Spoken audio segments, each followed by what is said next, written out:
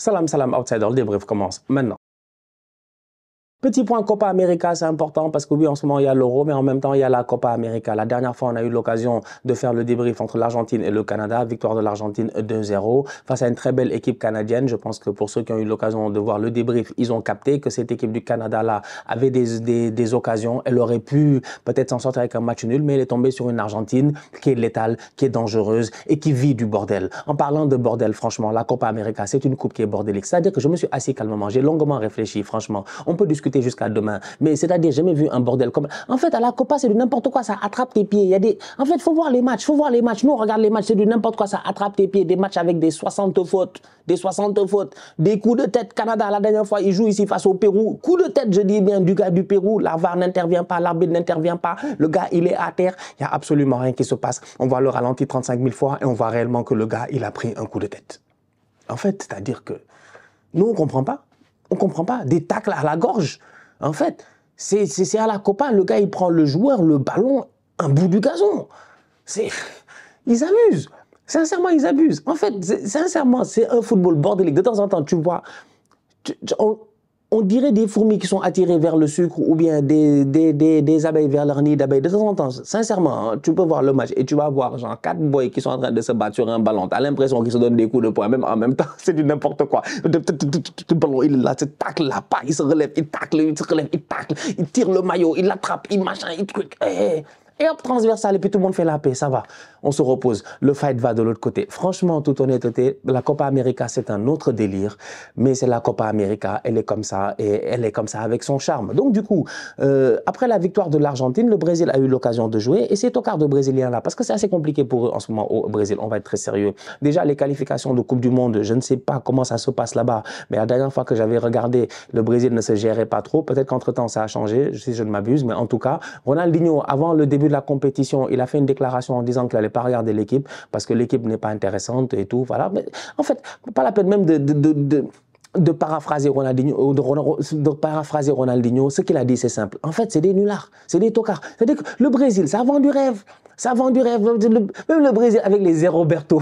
Nous, on était là. Vous avez des Zéroberto. Quand ils avaient des Zéroberto, même ils vendaient du rêve quand même. Franchement, tout honnêteté. Le Brésil doit vendre du rêve. Le Brésil doit être une équipe qui, normalement, tu l'affrontes, tu as peur. Nous, le Sénégal, en 4 ans, on a joué 2 fois le Brésil. On a eu une victoire, un match nul. C'est-à-dire que le Brésil, maintenant, c'est devenu nos petits. Le Brésil, ces derniers temps, ils se font taper un tout petit peu par tout le monde. C'est une équipe qui n'a plus peut-être cette, j'ai envie de dire,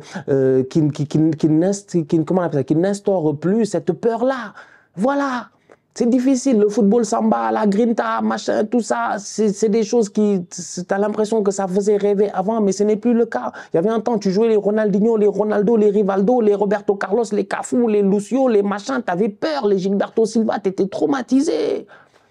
Rajouter des Kaka et puis je sais plus, des Robinho et des Edmilson et des machins, ils étaient juste trop forts en fait, ils avaient juste trop de grands joueurs en fait, tu vois, cette équipe du Brésil là, c'était vraiment, voilà, c'était la Dream Team de chez les Dream Team, et même quand ça gagnait pas des tournois, ça arrivait dans le tournoi, comme les États-Unis quand ils arrivent avec leur équipe de basketball, dans tous les cas tu savais que c'était the best of the best.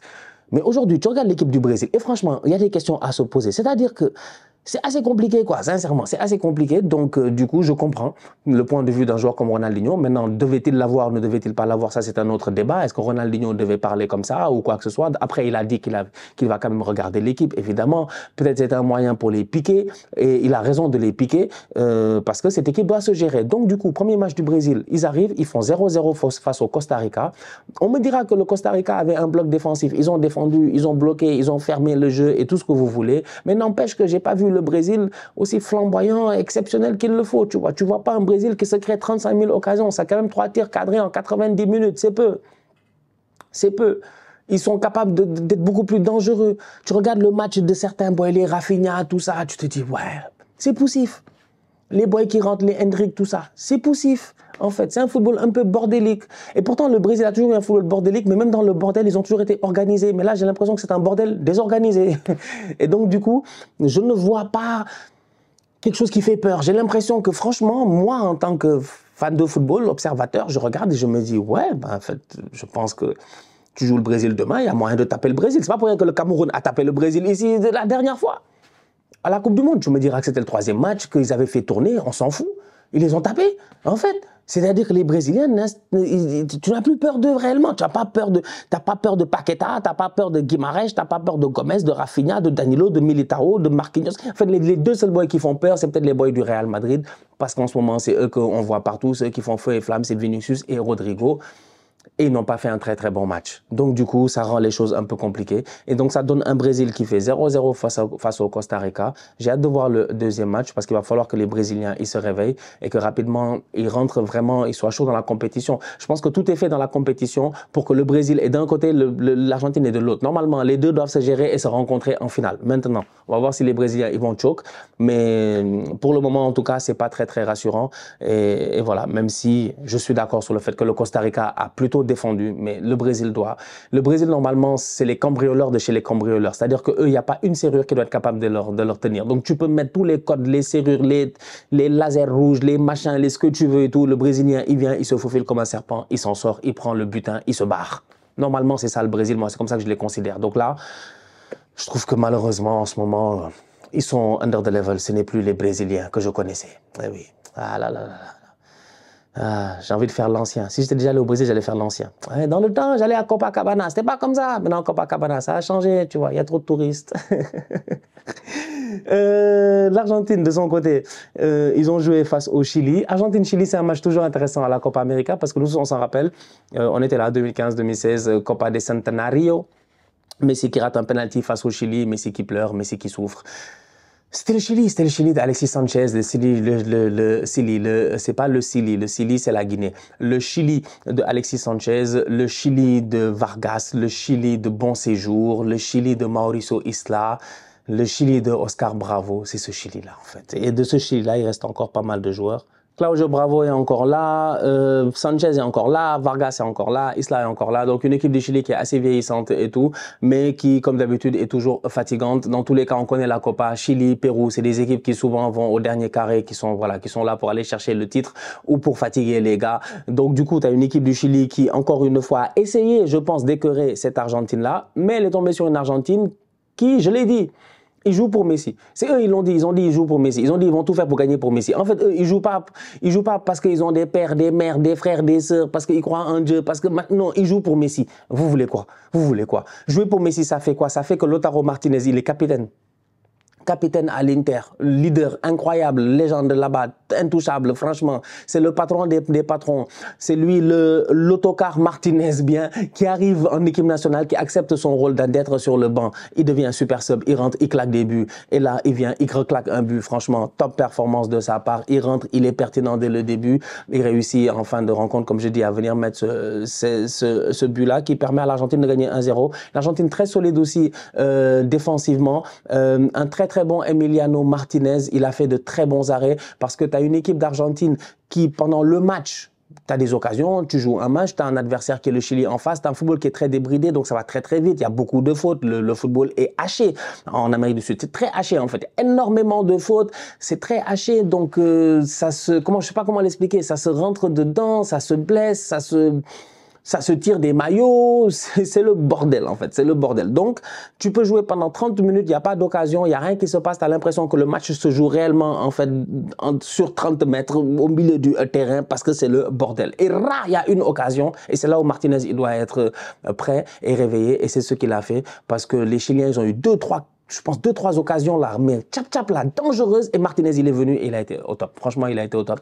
Il a encore fait de superbes arrêts. Il a été excellent. La défense aussi, elle a été très bonne. Un très bon match de la part de Romero, le boy de Tottenham, défensivement. Ouais, je pense qu'il n'y a pas grand-chose à dire là encore une fois. L'Argentine fait son chemin calmement. Pour moi, il va aller en finale. Hein. Je ne sais pas qui va sortir l'Argentine. Je ne sais pas qui va venir sortir l'Argentine.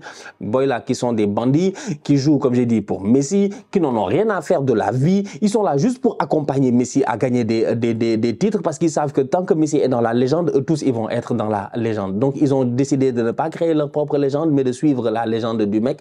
Et je pense qu'ils n'ont pas tort, franchement. Que veux-tu? C'est Léo Messi. Donc, Léo Messi ne claque pas de but, mais 1-0, c'est largement suffisant pour les Argentins pour se qualifier en quart de finale. Ne pas oublier que la Copa, c'est une Copa à 16 équipes, comme dans le temps l'Euro, comme dans le temps la CAN. Donc, du coup, c'est rapide. Là, ils sont déjà en quart, là. Ils ont déjà fini. Pendant ce temps-là, il y en a, ils doivent jouer des huitièmes, des machins, des trucs. Ils sont déjà en quart. Il leur reste 3 matchs.